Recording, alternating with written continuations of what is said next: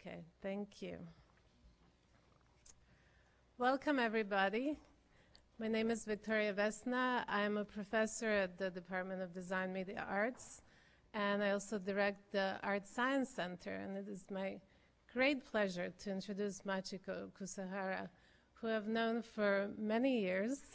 Kind of gives away our age, maybe 15 years now. I met her in many conferences, exhibitions. She is a really active personality in media arts, a proponent of media arts and international personality.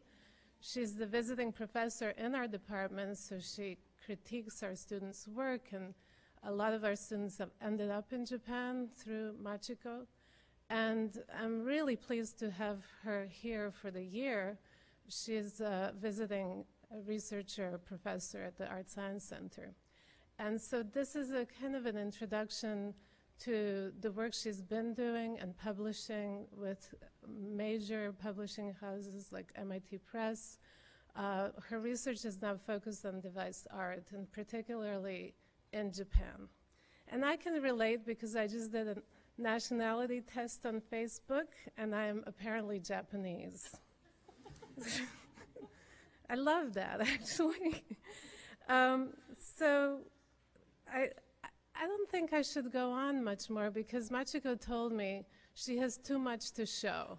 And I thought, well, show it all. So we may go a little over, but we get to see amazing stuff. Please give her a warm welcome. Yeah, thank you, Victoria. And it's really my great pleasure to be given such a chance, opportunity to speak right almost soon after I arrived here. And yeah, as she said that I've been enjoying being here. And in the past, so I was here, and I really loved works by students here. So, and before forgetting, so have worked for many years for example, this Japan Media Arts Festival. That is a very big one. How many thousands of visitors do we have? So it's sponsored by the Ministry of Culture and Education and Sports and Sports. It's a very long name. And the exhibition takes place in the new National Art Center. And so if some of you are interested in applying, because the entry starts in late summer, and also interested in knowing what kind of works are there. So I have some catalogs here, so you can have a look later.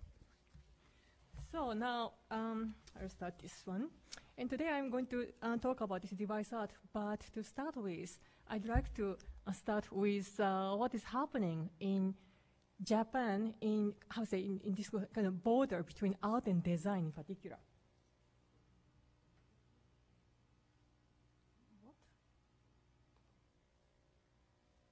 Yeah, and being in media art and teaching, so these are the kind of questions that I encounter all the time.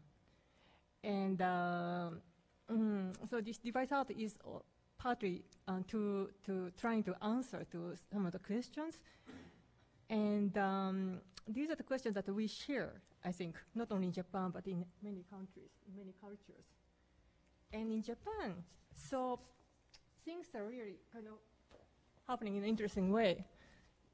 Imagine, so this, believe it or not, this is a cell phone. And this is designed by YAYOI, one of the well-known avant-garde artists who was active in New York, and now she's back in Japan. She was the wife of late Joseph Cornell, who is known for this kind of box work. So you can see a little bit of connection there. So she's known for this obsession for dots. And this is, here's her. She must be very old, but she's quite popular even among young people. And this is how it works. Okay. So this is a box, and when you open it, you can take your own cell phone, and it will be on the market very soon. And maybe many people who are in this art field, design field, would immediately buy it. And this is another model that she created. So you can have this nice little dog, and the dog has the keitai on his back. And the third model is this. a purse for space travel. And it looks like a purse from this side, but actually when you open it, it's a cell phone. And this is a part of a newly launched project called EDA, which is carried by AU, by KDDI, one of the most powerful the carrier for cell phones in Japan. And AU is known for this designers-oriented projects and products. And they also are launching the new products like this. These are the accessories. So the what you see on the top are the, of course, AC adapter. And one of them comes with kind of artificial leaves so that you can feel like your cell phone is fed by botanical power, natural power. And they recommend that you can even have many adapters on the wall so you feel like, well, your wall is covered by ivy. Whatever. Anyway, so, and they also have some more kind of, say, practical, I don't know if practical or not, sort of accessory. This is a very small projector for your cell phone. And you can have up to 63-inch wide screen. And it's just $400, but only with 3,000 limited edition. So things are happening. And this is one of the concept models that AU just launched recently. And it is titled Pry, and it's a concept by a designer named Hideo Kambara. So the idea is that the cell phone is a product of really kind of layered history of media technology, media devices. And if you want to have a new kind of generation of cell phone, new design, which is more user-friendly, which gives much better interaction, one has to go back to the history, how it developed, how, for example, the cell phones are now used as an address book or say memo pad, anything. So why shouldn't we have those tabs so that people can immediately understand how to use it? But it also should reflect the kind of future of the technology as a kind of upper layers. So the idea is it can be used as a projector, as we already saw from this kind of additional projector, or small printer, anything. Of course, it's a concept model. You can't produce it immediately, but by showing this concept, by hiring an independent artist and showing this kind of model, so the engineers will be inspired, and also to make the kind of mock-ups and the new models, they have to work hard to realize what the designers ask them to do. And that is the idea. And that was one from this year, and this is from the last year. The last year, the theme was solar cell phones.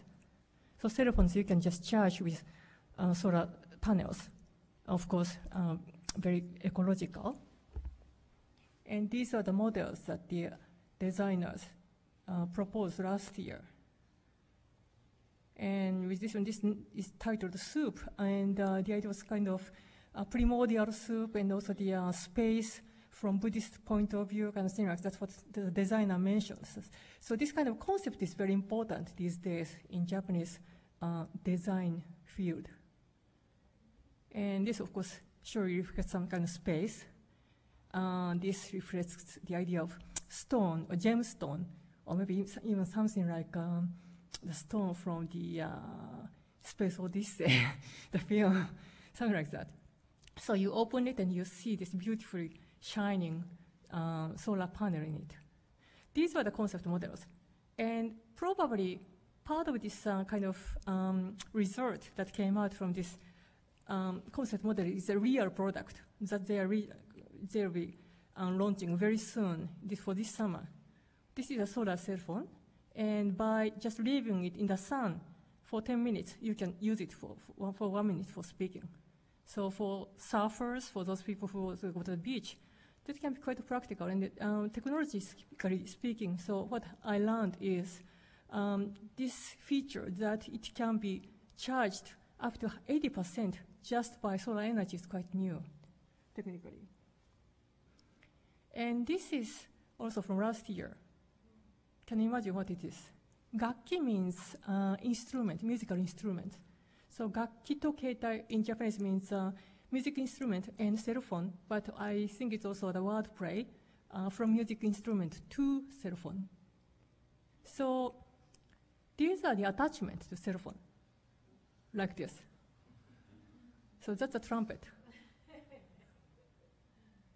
And this is another. And this is another. You can open it, and also you can, by touching inside the box, you can play music. And this is the air drum. You can just swing them and then play the sound. And this is for, of course, string instruments. The piano, of course. So they look crazy, maybe, but who knows? Already, I mean, not only with AU, but with iPhone as well. So that kind of cell phone, kind of with a software-based, so to say, screen depicting keyboard is available. But the idea that Yamaha has is to develop it further, to push the border. Actually, this one, this Urban Fitness product line, which is already available, is it also has this kind of music instrument function, but it works as it functions as your training, as trainer for jogging or for sport. You can, program it as it will tell you if you're running on the right speed or something like that, right pace. So it can be a pacemaker for you. But so that instrument was a collaboration between the cell phone company and Yamaha. And of course, Yamaha, after several years of research and development with the media artist Toshio Iwai, so finally last year, this TENORI-ON is on the market. And actually, so it has been used by professional musicians, as some of you might know. And in Japan, so Toshio Iwai won 2 major awards in art in Japan, both of them from the Minister of Culture. So this TENORI-ON was very highly appreciated in Japan as well. And in his case, so he did how many years? So this is a series that he had with the same name that functioned on different platforms, from cell phones or say game machines. And actually, so you can get a lot of say information from the website, and you can also see the movies. In fact, the musicians, well-known musicians, playing it. It's very nice. And this is another product he published already several years ago, ELECTROPLANKTON, that runs on Nintendo's DS. And it's also kind of say, it's not really a game, it's an artwork, but it enables anyone to enjoy music and image. So why an artist makes this kind of commercial product? Because very often, as one of the questions that I posted, so we are asked, so especially in the kind of Western culture, so if it is a commercial work, it can't be an artwork. But here's the question, why it is all right if an artist sells their work through galleries or to collectors, and it's a problem if they sell it to wider public. So this, well, when it comes to, for example, web art, I mean, of course, they are not paid maybe, but anyone can access it.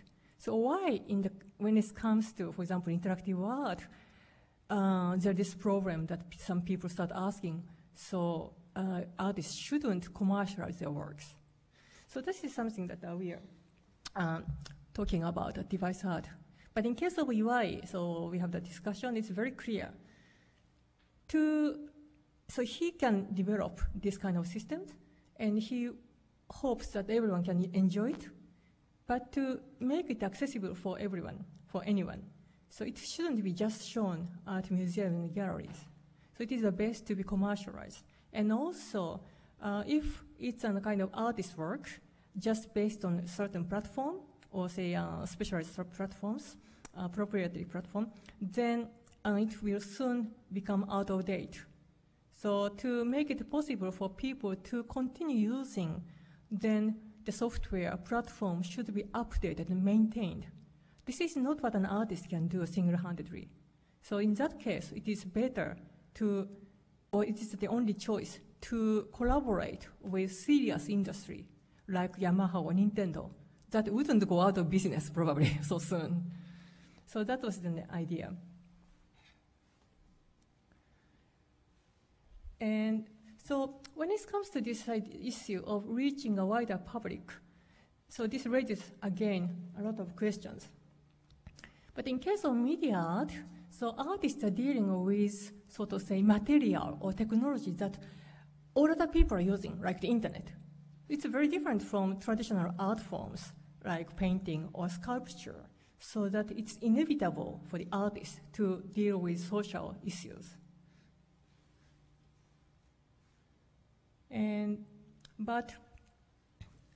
So here comes a question that is rather essential now for this, essential for device art. So if an artist creates a project or product that can be useful actually for people, so people can understand what media is, what media art is, and can be released in many different forms outside museums and galleries, then it has to have certain attractive features for the people. So, for example, one of the media artworks that I like it, is what is called, not PlayStation, but Pain Station. How many of you have seen this?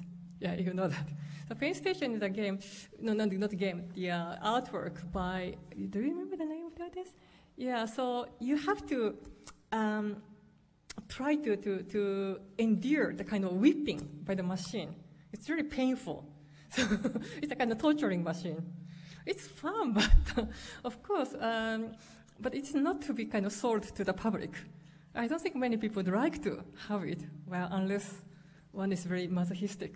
So this is something that I have to think about, because very often when it comes to something entertaining, so this is what I have encountered a program many years, many times at the jury meetings, like at Ars Electronica. Yeah, this is an interesting work, but this is too entertaining. It's not serious. So does artwork has to be very serious? So that is one question. And also, when it comes to this reachability or accessibility for public, so it's interesting that artists like Toshio Iwai and some other artists that I would be mentioning, introducing from our device art team, like Maywa Denki and Kazuhiko Hachiya, are now all interested in educational kind of projects, especially for children. This is from the, these are from the books that Toshio Iwai published just recently. And this is one of them, a house with 100 floors. So it just continues, shows each floor. And if you are interested, you can have a look. So this has almost nothing to do with the media technology, but using his, how to say, experience in communicating with people, his understanding on communication. So he's now using his skills and ideas to have a better, so to say, opportunities for children, as this picture book, and also as these toolkits for kids that the people can, the parents can make the paper puppets with joints that the children can use to make real animation. And of course, if they shoot with video or even with cell phones, they can edit it and they can make their own animation. And this kind of playfulness, entertaining, and education have been around. This kind of borderless, so to say, content has been known in Japan. This doesn't maybe look like someone's artwork at all. This is an, from the advertisement done by Masahiko Sato, who has been known as a very talented director in publicity. But he's also an artist. I don't think I have time to show this animation by Sato. I have the DVD, so maybe at a certain point, so I will have a chance. And this is his piece, which was shown at ICC, that each visitor would become, how to say, kind of human calculator. And one has to try to go through the right gate to obtain the right number. Like this, going through this gate, the number you have will be doubled, or by going through this, 5 will be subtracted or added, something like that. And he also directs TV programs for children with his graduate students. So these are the kind of questions that we are often asked. So what should be called art? So what is the definition, and what is the borders between art and other things, and what are the kind of features that belong to art? These are in question. And in Japan, there are many artists who consciously step, so to say, over those borders and try to push the border of what has been considered art. And it's not only artists, but also designers. So here, I want to show you some of the kind of things from Japan. This is an exhibition that took place very recently in Tokyo at the design exhibition space called 2121, one of the new buildings, so to say, spaces that appeared in Roppongi area. It's kind of Roppongi has become an art complex. And this second nature was curated by Tokujin Yoshioka, who is one of the well-known designers in Japan. So he showed his work, and also inviting other people's works. And this is some of his works. Crystal chair. So he used the liquid with a certain material, so oversaturated. So by doing this, this crystal garden, he could make different types of chairs using this well-known technique. I don't know if this is called useful or not. Would you call it design work or artwork? So the border is not clear anymore. And also, to show you what is happening in Japan, it might be interesting to briefly show what this space is. This 2121 art space is designed by Tadao Ando, one of the most best-known architects in Japan. So he also designed Mocha here. And just to show you, you don't have to go through. This is the list of supporters, contributors, or say sponsors. So what is happening is many corporates, companies, they support this kind of project, probably believing in the possibility that artists and designers can inspire new technology and bring something back to the business. And also it means that those designers can persuade these companies to contribute to this art design exhibition effort. And this was the first exhibition at 2121 that inaugurated the opening, Chocolate. And it was directed by Naoto Fukasawa, another very famous Japanese designer who is one of the central figures of Muji, for example. And so the idea was to invite artists and designers internationally with the topic of chocolate. Some of them showed kind of chocolate-related designs. The artist Toshio Iwai showed kind of melting house using chocolate, using the kind of metamorphose technology that he created in collaboration with the NHK Broadcasting Company's research laboratory. But some of them dealt with the social issues, like the workers who work in African, for example, countries, cropping, harvesting the chocolates, have never eaten chocolates because they couldn't afford it, a kind of social issues.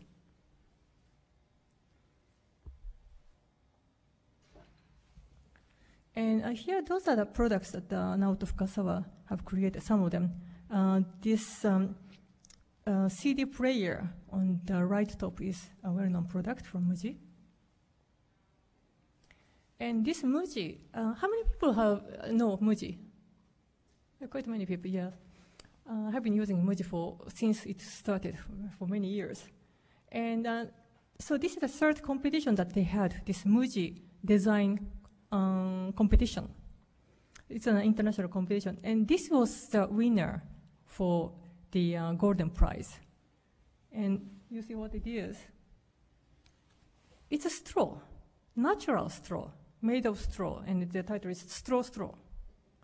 It's very interesting. So this won the Golden Prize. I don't want to say anything about this. You think so? So this also questions what design means and what these designers for reading Muji are thinking about design and how to say design should connect the nature, the environment, and us. And this is how it can be packed. And there are some other award winners. And this was something I liked. I would buy it if it's beyond on the market. So this is something like Grandpa's nail hook. And the idea is by simply adding a tube, which is cut at a certain angle. So you can, without problem, have this nail hooked on the nailed on the wall with certain angle and certain length.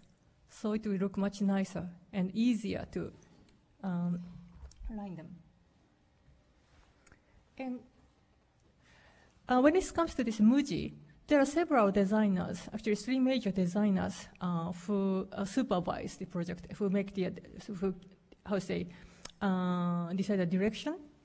And one of them is Kenya Hara, and I think that he gave a lecture here last year.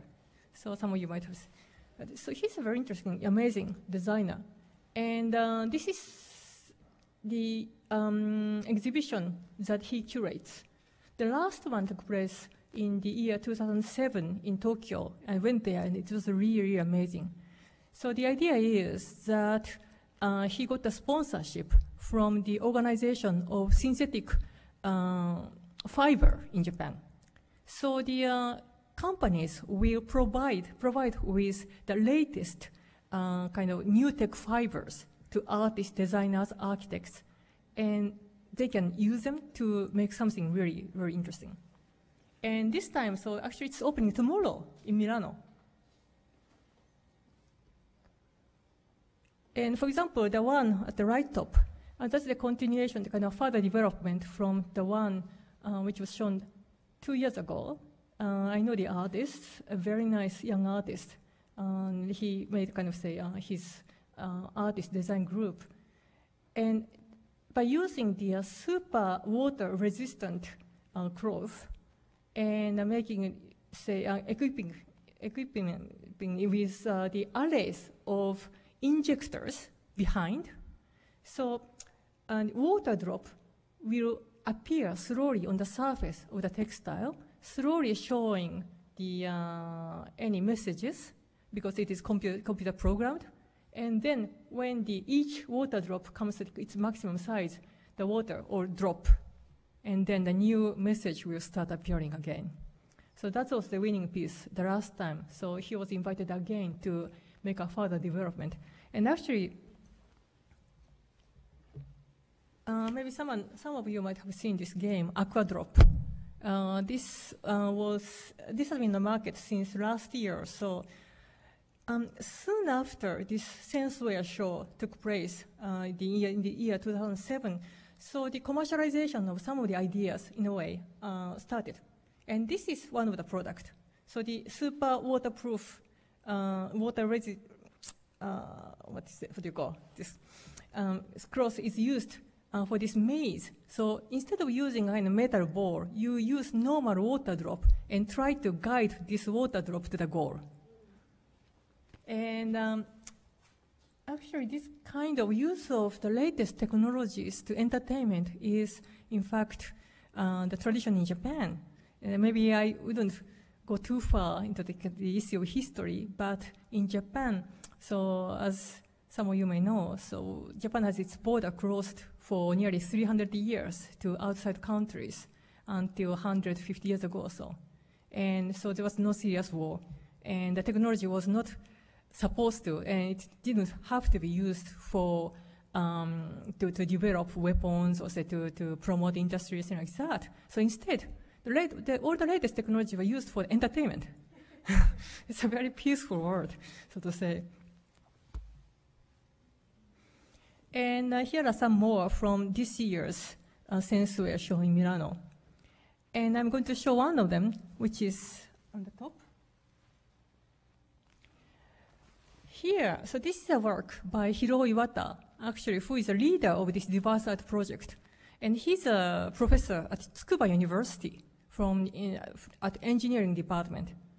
Yeah, and his specialty is in developing a series of technologies that are needed to realize virtual reality environment, which means many sort of interactive environment using physical devices and interacting with body.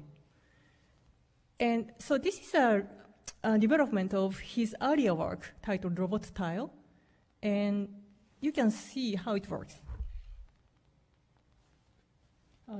This is still photo.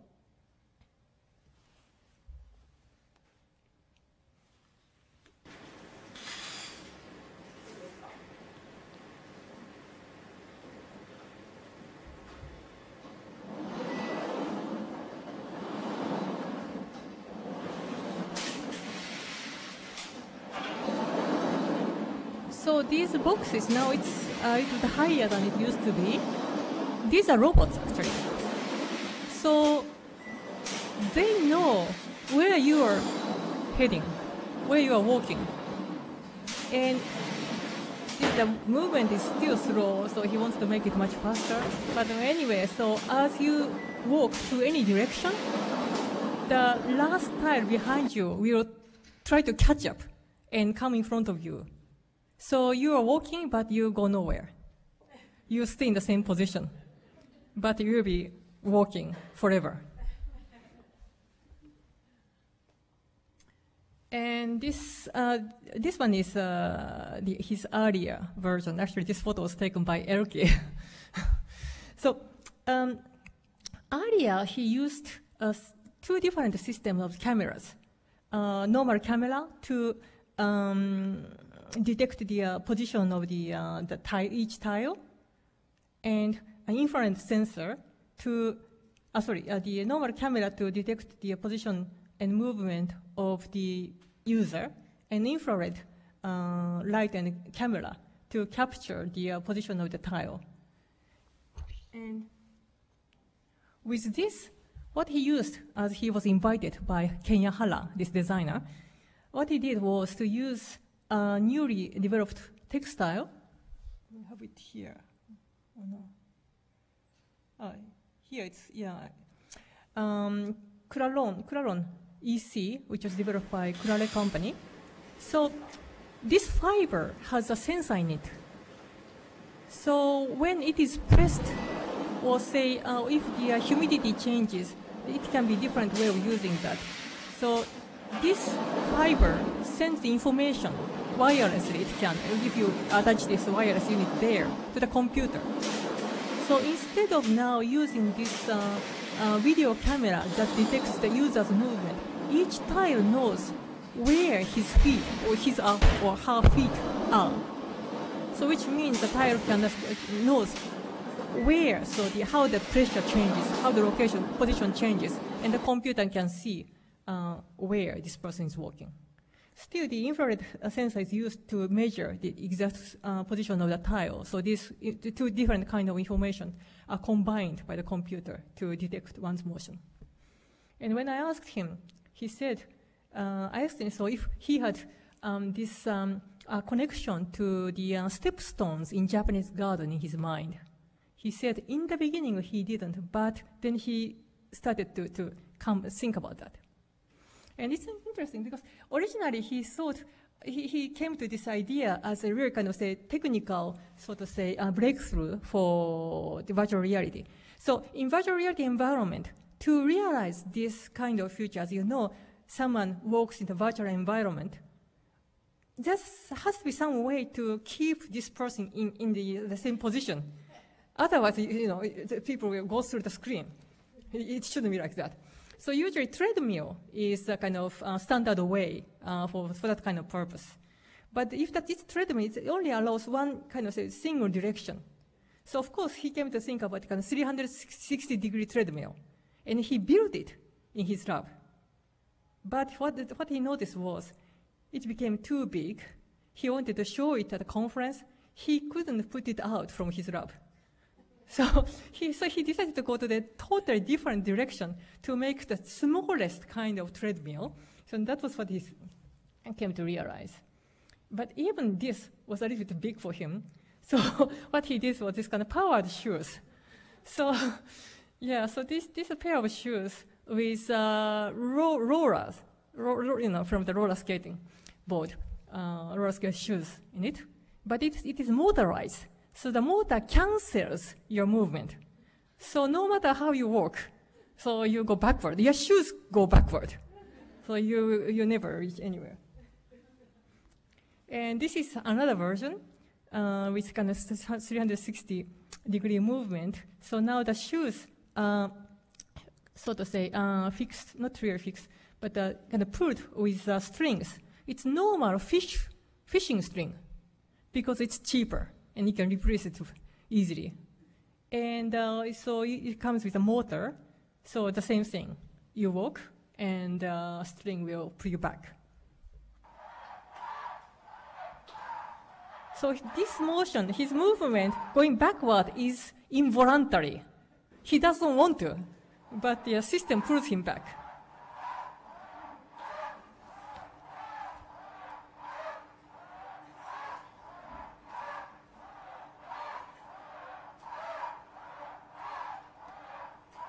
So right now, so Professor Iwata has his own exhibition, solo exhibition at Miraikan, the New Science Museum in Tokyo. So taking the title from Dr. Strangelove. So he called this exhibition Doctor's Strange Creation. And it looks like that he understands kind of say this madness, so to say, in his creation. And he enjoys. This is a piece that made him quite famous. So yeah, this is another kind of virtual reality environment that he created. So the user can't see anything but this spherical screen. But what he sees is the vision provided from the airship that he's carrying as a balloon. So one has to walk inside the real world with this view from above. So literally, like what McLuhan said, so one's vision is extended to the sky. And it's very difficult.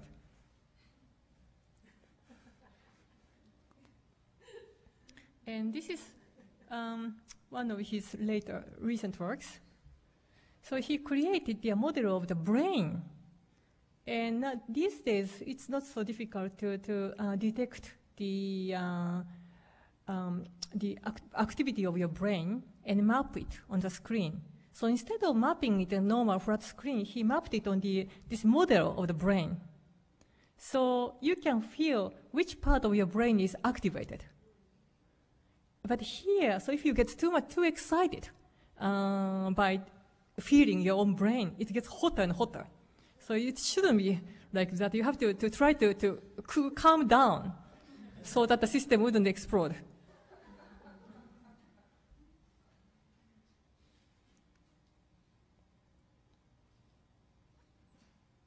So there's a kind of strange combination of seriousness and craziness in his works. And this is a scene where the artist Kazuhiko Hachiya is feeling his own brain.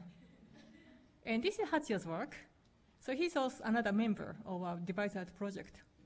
And this is a piece which has been shown internationally, and you can see how it works. So I think some of you might have seen it because I've been showing this many times. So two people literally exchange their vision and sound. So this headset is connected wirelessly. So what one sees with the video camera, is sent to the other person's screen. And the same with the sound. So when you try to find the other person, what you have to do is to try to find oneself in the screen. And he even designed this headset, helmet-like headset, in such a way that the people can kiss each other, can hug. But of course, what you see is you're kissing to yourself on the screen, right? And this is another project that he did in collaboration with another member, Taro Maeda, who studies who uses kind of say more physiological, so to say, possibilities.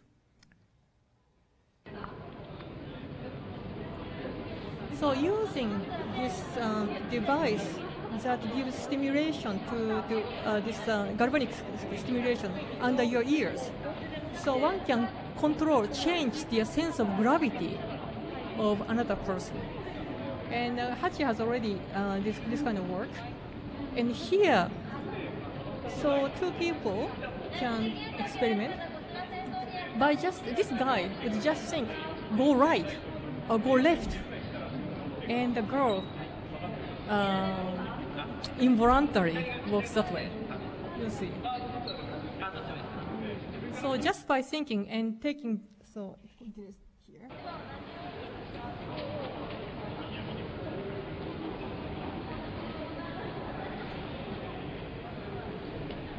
So you see, she can't walk straight.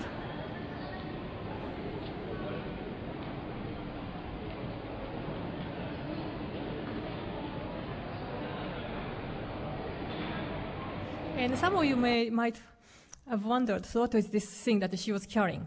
It's just a glass of water. So what he noticed was, when doing this, one can walk straight if one tries to see the floor. So instead of, relying on this sense of gravity, which comes from your body, you can watch the floor and continue walking straight. But that's not the way that he wanted to have for the users. So he decided to very quickly, he got this idea, just a plastic cup and a little bit of water, and he told the users, don't spill this water. This contains certain spirit. So, but everyone tries to keep it straight, which means that one can't see the floor. So this is a way how professional artists use the idea how to make the things work. And he's not only doing this kind of rather scary sort of work. By the way, so that piece was both, so to say, in a way, skeptical about technology, but also entertaining, because to make it more interesting, to attract people, he took this story from Japanese manga and animation called Gundam, where this kind of, say, future technology that one can help someone at the battlefield to escape from the bullet. So by connecting this, by combining this work with popular culture, so he made this work more kind of entertaining. And this is his other work, which was commercially available, and this is called Thanks-Tale, and you can see how it works.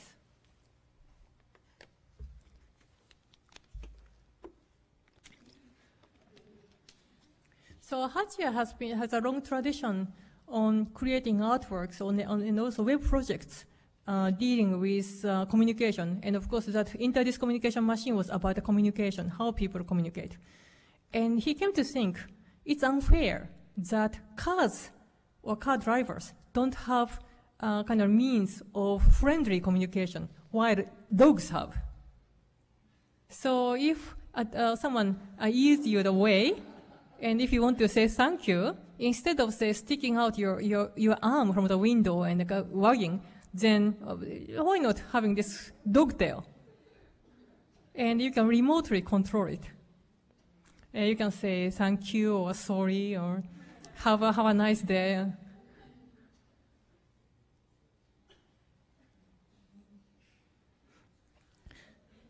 So he got this idea and he made a prototype, but showing it at art museum gallery was not at all his idea, because that means just an artwork. He wanted people to use it and enjoy and kind of know that there are better way of communication. So he uploaded this idea to his own website. And then a company, a car accessory company found that and contacted him, and in fact commercialized this. So there's no signature of artists, like in case of TENORI-ON, because they wanted to make these products as much usable for others. And this is another product that Hachiya commercialized, Postpet. And I don't think I can have time to explain. It's very funny.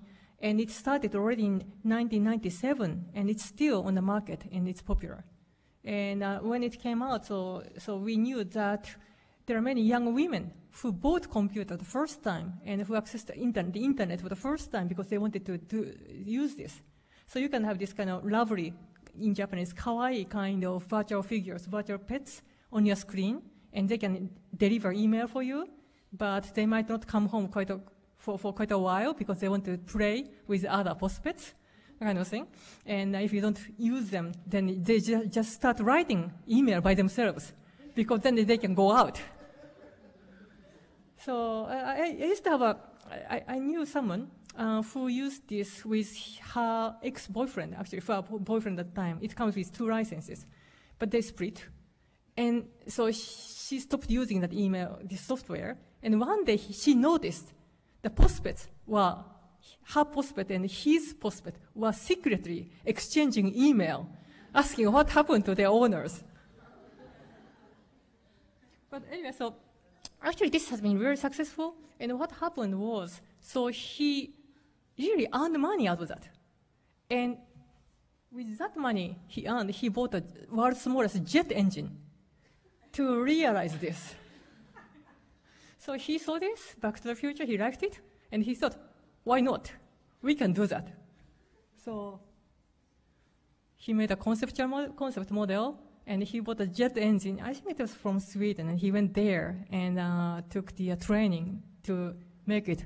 And he realized that. And this is his current project, Open Sky. So again, so the idea is to make a vehicle with a jet engine. And maybe I can show you some footage from YouTube. What he does is very much connected to the open source idea.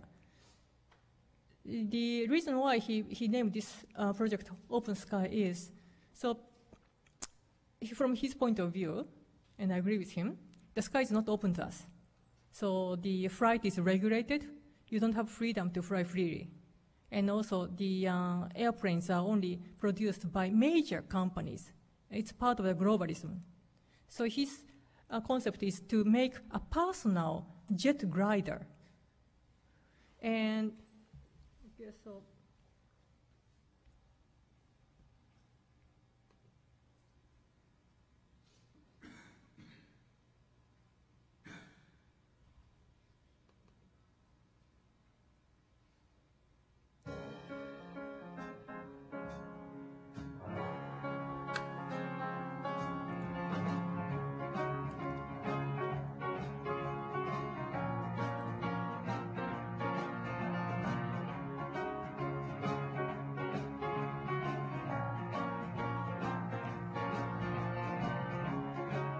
So he designed this with engineers and using open software as much as possible, and also uploading the process to the internet.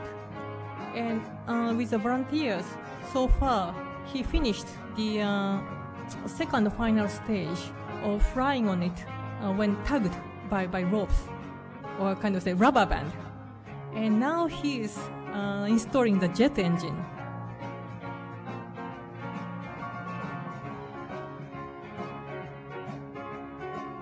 And originally, so again, actually this project is connected to the popular culture. So we used to call it Maywa, which is one-person glider from the film by Hayao Miyazaki, Nausicaa in the Valley of the Wind. So in that film, this heroine freely flies in the sky, and that's what Hachiya wanted to realize.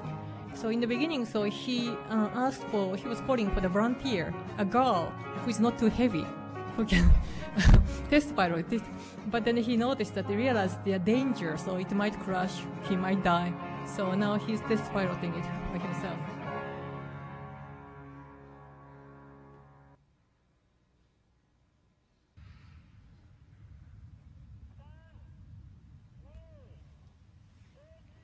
And he has been using YouTube to upload the videos.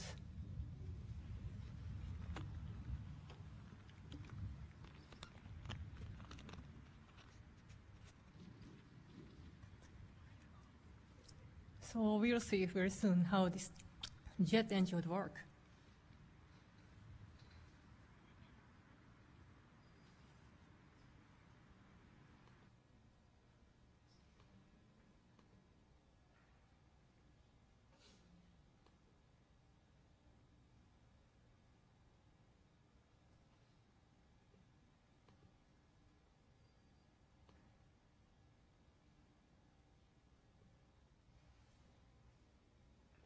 So sometimes you can fly very high, and so you see that the people work together for this. And so before I come to the end of my time, so I have to explain a little bit what is this device art. So device art is a form of media art, and which is based on hardware.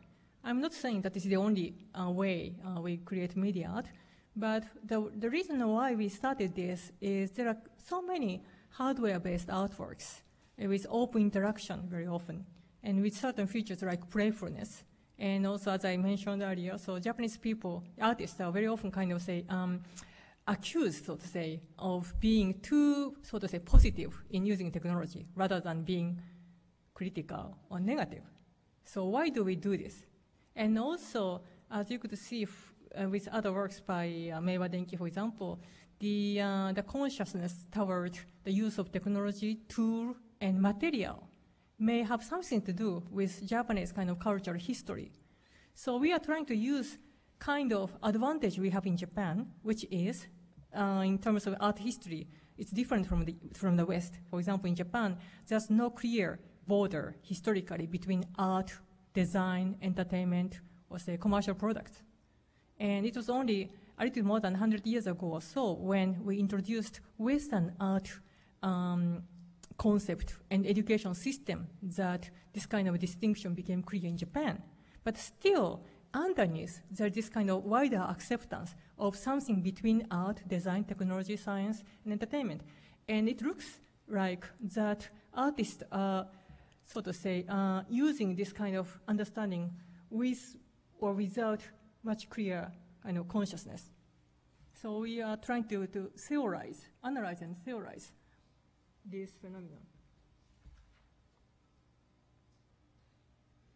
So this is, maybe these are something that I already explained. So we are about 10 people. So there are some other people who are joining spontaneously. And we include well-known artists, and we really think that we are kind of a very strong team. And Sachiko Kodama uses this magnetic fluid for the interactive sculpture. It doesn't have to be interactive, but it's kind of responsive sculpture. So magnetic fluid has been known, and it's been used for industrial purpose, but she appropriated this material for totally different thing, artistic material. And there are different kind of versions. And here you can see how it works.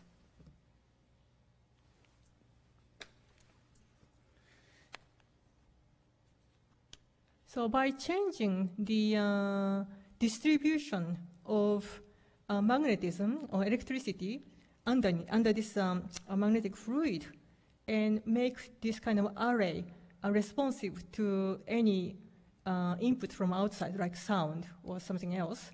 So the form of this magnetic fluid changes instantaneously. It was interesting because it was first shown at SIGGRAPH, and she very cleverly combined it with big projection. So it was very crowded because it's very popular, and people came into the room. Now it's with some sound. And they thought that this was computer graphics. And they were really shocked to see that it's real.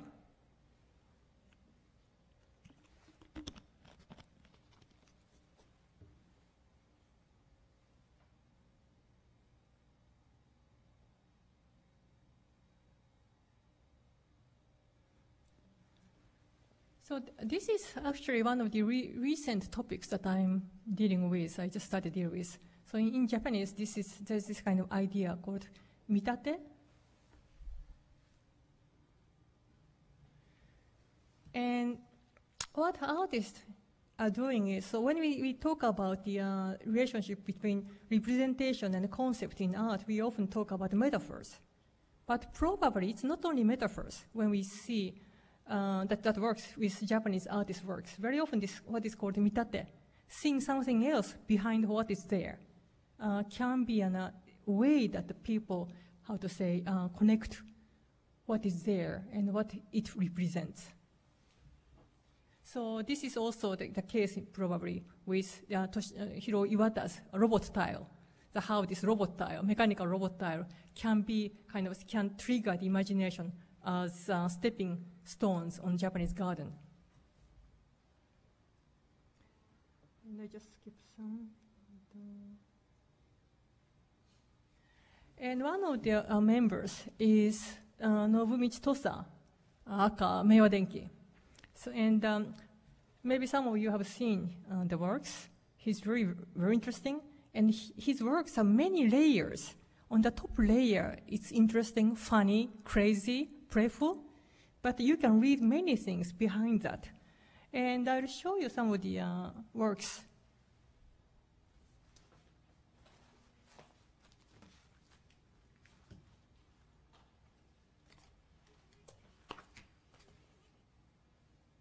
Just a moment.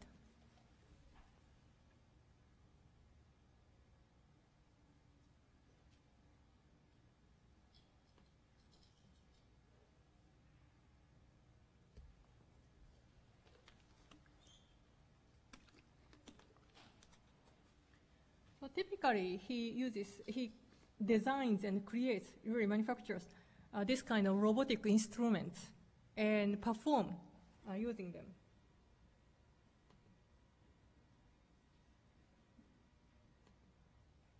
We can start with some of the manual,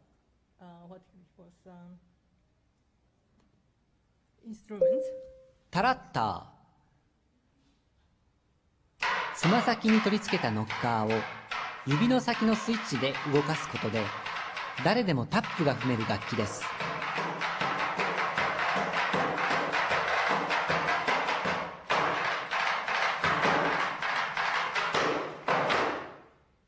タラッターのスポーツタイプ、タラッターシグマも開発しました。総打つ棒。2本の西洋ノコギリにノッカーを取り付け、曲げながら叩くことで音程を変え、演奏する楽器です。同時に体も鍛えられます。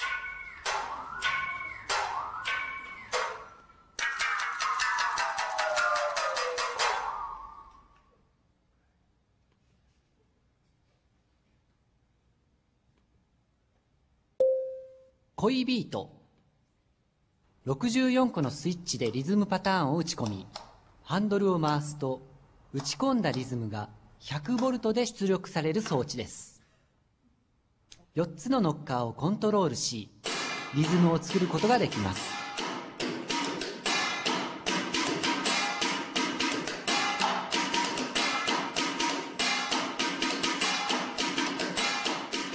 演奏しているのは明和電機前社長土佐正道です。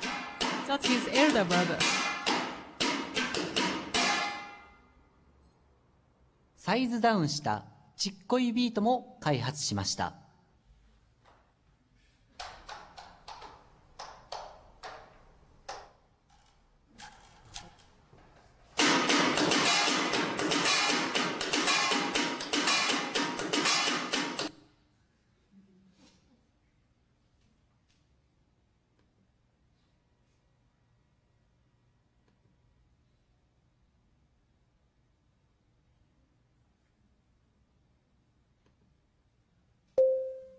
セーモンズ。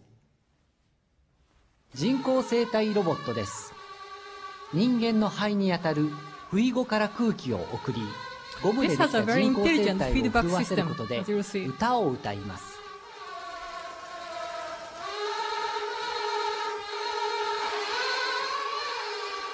正確な音程を出すためにはコンピューターによるリアルタイムな制御が必要です。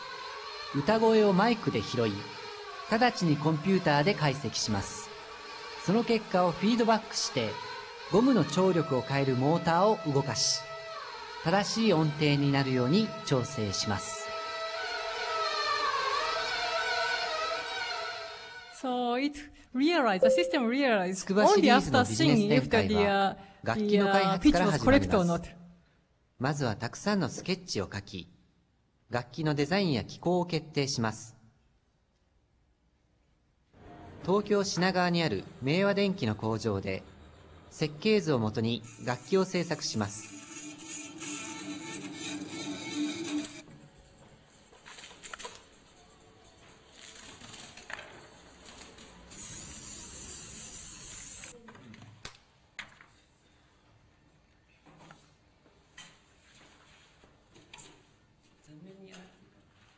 楽器が完成したら自動演奏のための音楽データを打ち込みます。スタジオでレコーディングです。社長自ら作詞作曲をし CD を制作します。プロモーションビデオの撮影です。社長自らコンテを書き監督します。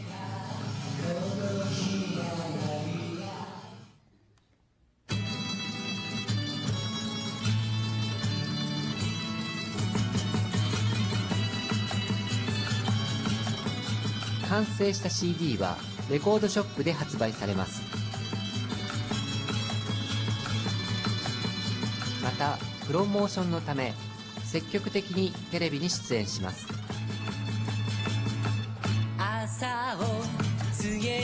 So in a way, he's simulating with a sense of humor or the kind of, so to say, usual commercial process of music production. But he's also partly hired by real production 僕たちの演 companies. 奏に合わせ社長が歌います。つまりとてもお金のかかったカラオケです。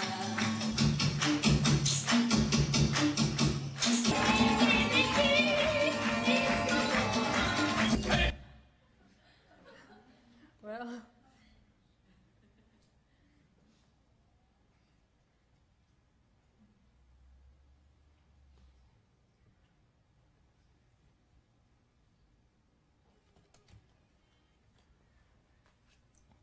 Yeah, there are many things I can say, but so he makes these robot instruments that really work, but he also have kind of more, so to say, rather serious or dark ideas, stories dealing with technology in the future. So this is his new series called Edelweiss, and this project is carried by Tosa himself, not as Maywa Denki. So he has kind of two persona, as Maywa Denki and Tosa himself. And these are some of the instruments. And this is one of the first commercial products that he made. Nako, this is a fishbone-shaped electric cord. You can use it. Yeah. But if you step on it, maybe it will be rather hurtful. And I have it, but it's rather expensive. So he also made a kind of scale down, a smaller one for cell phones that anyone can buy.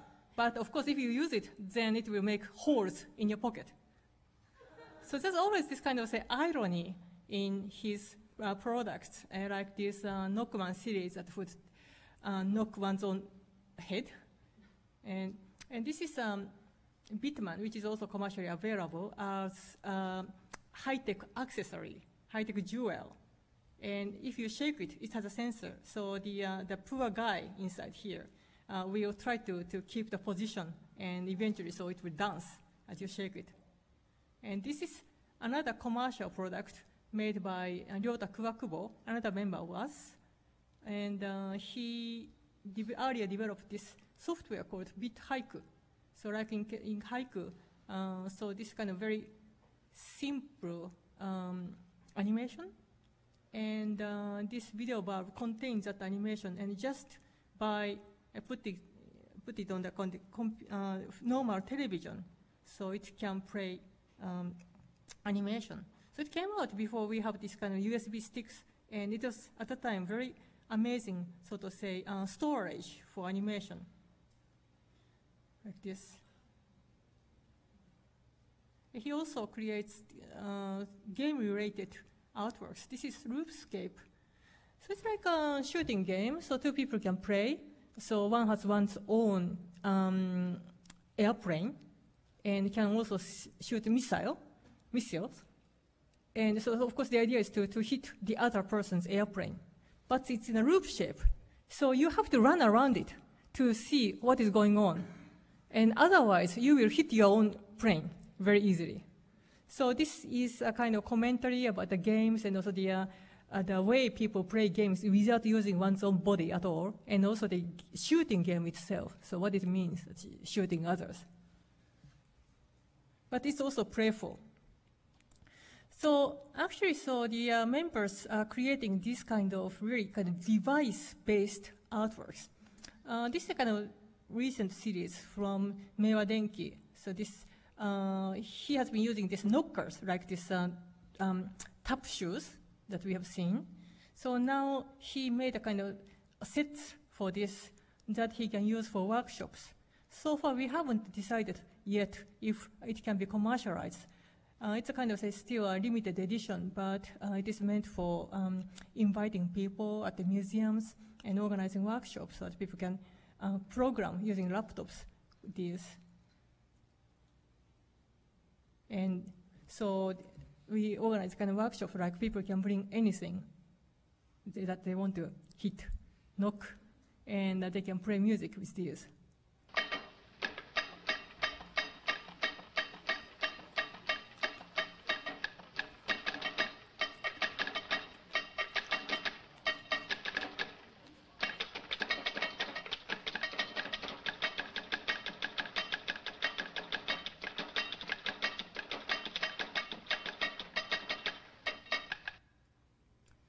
And yeah, I can't take too much time, but so Ryota Kuwakubo, who made a video bulb, has been developing these, how to say, devices that people can connect and make their own things. So in this sense, you can see that there's this connection to open source, make, and also processing these kind of movements.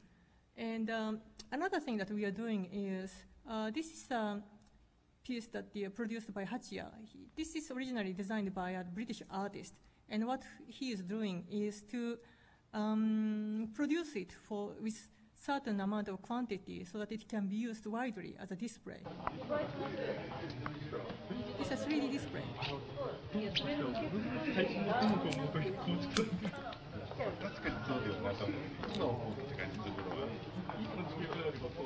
So here again we can see that how artists are working to bridge art and design and also commercial products, and also to explore the technology in such a way that the people see what could be done, and how technology can be further used.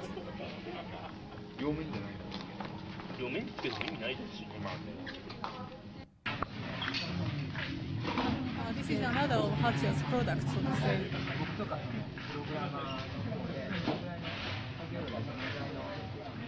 Just by using the polarized films, one can make this kind of windows that you can only see what is happening through these films.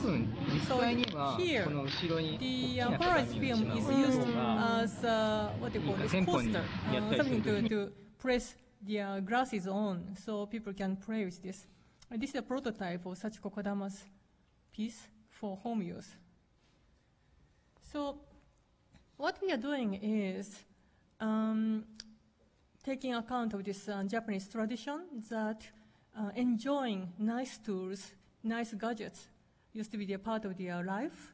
So maybe artists can be involved in creating things that can go out from the museums and galleries and can be enjoyed by people, and also asking people if they try to see through the kind of the top layers, how the technology is changing art.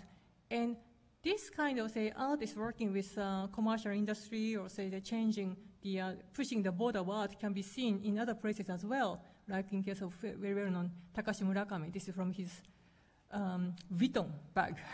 So his show here in Los Angeles was, I think, both controversial and popular. And this is what he did it much earlier. So he noticed that his sculpture, life-size sculpture like that, was sold at a kind of amazing price at Christie's. So he decided to make the miniatures of this and put it in a kind of candy box to be sold at the 24-hour open convenience stores. And in fact, so it is difficult to say which was original, what was original, because his original sculptures was, of course, he's not the kind of person who do work with plastic or something like that. So he made a model, he made a design, draw the design, and he gave it to a professional modeling factory to make the life-size model. And he asked the same factory to make the miniature-size model. So what is original? And there are many layers in this work. But there are other things that it's not only in Japan. I think this boundary between art, design, commercial products is changing very quickly. This is something I visited last year. Have anyone heard of this Crest hardware show in Brooklyn? This is fun. So they had this tradition and they stopped it for maybe more than 10 years, and they reopened it last year, and this year I think they also have it. So this is just a hardware shop in Brooklyn. Just a very big but normal hardware shop. And the owner is interested in collecting art and whatever. So the tradition is they will invite artists, local artists. Brooklyn is known for this community of artists, to make some, very often, site-specific artworks to be displayed here. So this is how it looks. And well, this is quite, clear that these paintings are not for sale as a hardware. That's something else. So here and there you'll see artworks. Yeah, sometimes they use real kind of hardware that they can find from the hardware shop. And this children's work, because they also organize workshop. And these were the interactive installations that would produce sound and light. And that is work by Mary Ziegler, artist. So modeled after the artist's own hand. But it works. You can use it as a driver. And it even comes with additional other types of, the driver tops. So it's usable. And this is the zoetrope made by Gregory Barsamian, actually, who introduced me to this hardware shop. It works really, really good. But of course, you can see that what he used, the kind of gear that you can find from the hardware shop. And now, so this was on top of this Gregory Barsamian work. Is this an artwork or not? So here, because it's not in a museum, so one starts to wonder, maybe it's an artwork, because I don't think you can use it at the toilet, or maybe, I don't know. So it's difficult to say, because we know that some artists create this kind of artworks in contemporary art. So, and this is maybe this is not an artwork. I don't know. This I couldn't figure out, because this was only one of this kind there, while there are other kind of mats. It can be, maybe, but it's not. I don't know. This I know that this is an artwork, because I was told so. And yeah, there are some artworks This is an artwork, yeah, actually, because the art is combined with something else. And this tandem is surely artwork. You can't write on it. It's too long. And you can maybe use it for knitting. You see, it's a kind of very strange situation. But these tools, these flower-covered tools, they are commercial products. And these are useful. I bought some. But this is a work by a designer who creates kind of a lot of crazy things, and he won an award at the design competition. And I think the jury's comment is written by Natalie Jeremichenko. And for example, this I don't know. Maybe it's a tool, maybe not. So what it means is that it's no longer clear. So what is art and what is non-art? So what is art and what is design? And so if it's shown at the museum and there's a signature and there's a plate indicating footwork, then we know what is an artwork. If not, we have to decide. And so it's not a kind of easy work for the artist to go public, so to say. But also, this has been the kind of experiments that the avant-garde artists have tried for many, many years. And so what is the difference now? So many artists responded to the Industrial Revolution, the commercial age, things like that, and now we are in this society of digital technologies where reproduction is limitless. And there's no distinction between original and copies when it comes to digital things. So I think what artists are doing is to respond to this situation by not just making kind of limited number of productions, but going to their commercial productions, or say, without hesitating to be too playful, try to talk to people, try to create kind of educational programs on television, so that this widespread information technology and the way it changes in the society can be visualized better by people. This is something a little bit slightly different, but it might be interesting for Victoria, for example. So Japanese people are very much aware of this genetically manipulated food. So if you buy natto, the fermented soybeans, for every package, it says, we are not using genetically manipulated soybeans. However, this is a piece of news that I did a clipping from a newspaper last year. So genetically manipulated silkworm was produced so that from them, so you can automatically have this kind of really shining, so to say, interesting silks. So when it's come to something interesting, playful, of course we don't eat silk, but this technology can be acceptable. So it was shown like this at the exhibition. So I wonder, so if someone, an artist, may deal with this, what kind of expression, representation one can do? Because it's a good question, so if we can just appreciate this kind of technology or not. And we have other kind of examples that the artist, this from France Cadet.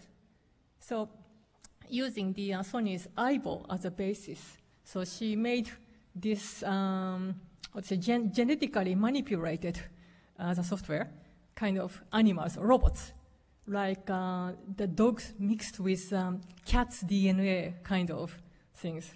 So the behavior of the dog robot is like cat, or there's even a kind of robot painted in the kind of cow sort of paint that has difficulties in walking, kind of things.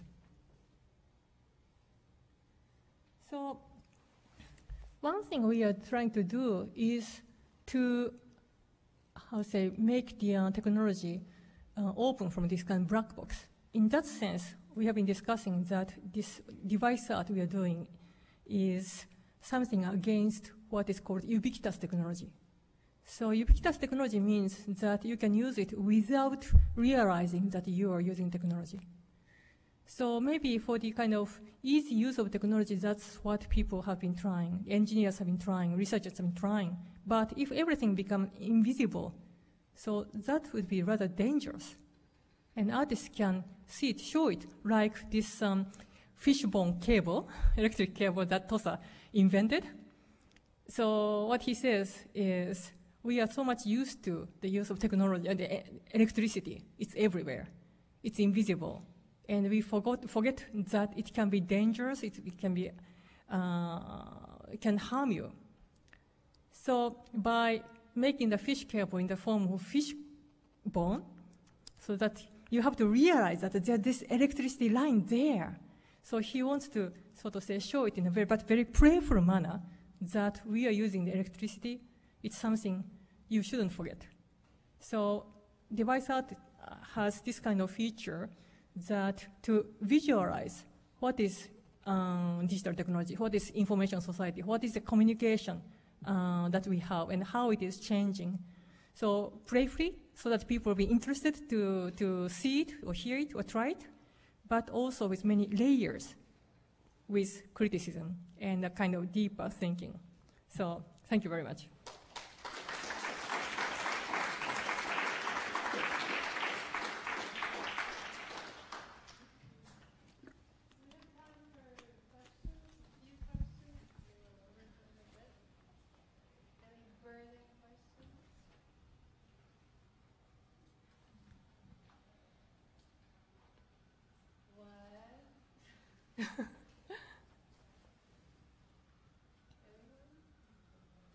Well, I'll be here for 1 year, so you will have a chance to. Maybe to start the conversation, can you comment about Andy Warhol and all the work that was done in pop art? That's very much, or even earlier. Yeah, that's a very good question. Actually, I wrote about that in an article that I wrote for the book from Thames and Hudson, which was published last year, Digital by Design. So I think those pop artists really responded to this say consumer age, right. Mass production age. And so that is very kind of similar what we are doing. But instead of mass production technology, what we have is digital reproduction technology, which, as I said, has no distinction between what is original and what is real. And also allows kind of virtual products, virtual environment instead of real ones as well.